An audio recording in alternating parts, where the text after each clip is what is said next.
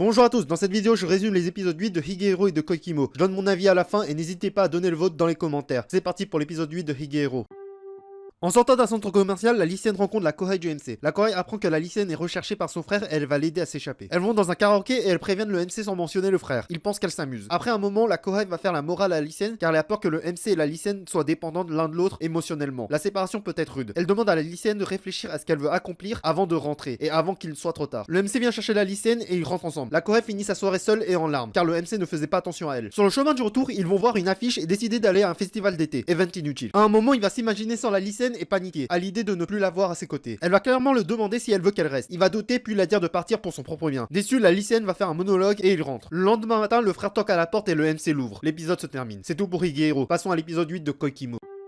Jour de la Saint-Valentin. Le MC attend devant la porte de chez lui comme un chien qui attend son maître. La lycéenne arrive et elle lui fait un câlin. Puis elle part pour le lycée. Le MC est fou de joie au point de ne plus détester la Saint-Valentin. Au lycée, la lycéenne va donner des chocolats à ses amis. Elle va inviter le lycéen et l'en donner un aussi. Il comprend très vite que c'est un gage d'amitié et il dit clairement qu'il aurait préféré que ce soit un signe d'amour. Il se déclare à la lycéenne et la demande de répondre un autre jour pour qu'elle ait le temps de réfléchir. Changement de scène. La collègue Otaku essaie de donner du chocolat au MC pour la Saint-Valentin. Elle apprend brusquement par une de ses collègues que le MC refuse les chocolats. Elle panique puis elle décide tout de même de l'offrir car elle était déterminée à le faire comprendre les sentiments qu'elle éprouvait pour lui. Elle n'aura pas eu l'occasion de le donner dans la journée et elle le croisa par hasard dans la gare en rentrant. Le MC accepta ses chocolats avec joie. Changement de scène, la Imoto avait remarqué que sa pote était troublée et elle convoqua le lycéen. Elle apprend qu'il s'est déclaré. Le lycéen comprend qu'elle était inquiet mais il a clairement dit « Mêle-toi de tes affaires ». Puis ça se termine sur une scène où la Imoto le taquine. Le reste de l'épisode est consacré au doute de la lycéenne. Le MC comprend que quelque chose la tracasse et elle essaye de l'aider, mais elle refuse son aide. Elle veut résoudre ce problème par elle-même. En rentrant, elle se dit à elle-même que dès qu'on évoque l'amour, elle pense au MC. C'était tout pour Koikimo. Franchement, avec cet épisode, on peut dire que c'est évident qu'elle est amoureuse du MC. Elle voit vraiment Tamaru comme un bon ami avec qui elle peut discuter tranquillement. Donc on sait d'avance que c'est mort pour lui. Sinon, il a été grave sur l'offensive dans cet épisode et ça j'adore. Ce BG a fait marquer un point bonus pour Koikimo. Et comme je trouve aussi que cet épisode était bien rempli, je donne un second point bonus. Pour Higehiro, j'ai envie de dire pauvre Mishima. Yoshida se fiche complètement d'elle. Sinon, l'épisode tourne encore une fois en rond avec leur discussion que je trouve barbante et répétitive. La scène du festival était complètement trash et cliché. On peut encore une fois mettre les sentiments de Yoshida pour Sayu en doute. J'espère que Issa, le frère, va remonter le niveau et que l'épisode prochain sur le passé de Sayu soit vraiment un événement traumatisant pour qu'elle refuse à ce point de rentrer chez elle et qu'elle décide de fuguer au point de vendre son corps. Je vous le dis clairement ici que mes attentes pour Higehiro sont extrêmement élevées. Si elle ne répond pas à mes attentes, bah Higehiro sera juste un animé bon pour passer le temps. Après, ce n'est que mon avis. Vous avez le droit de penser autrement. Et je pense aussi que vous avez très bien compris que Koikimo remporte encore une fois cette battle de résumé. C'est tout pour aujourd'hui. Merci d'avoir regardé jusqu'ici. Si vous avez aimé la vidéo, abonnez-vous et lâchez un pouce bleu. C'était Nanashi Hachiniroku, à plus.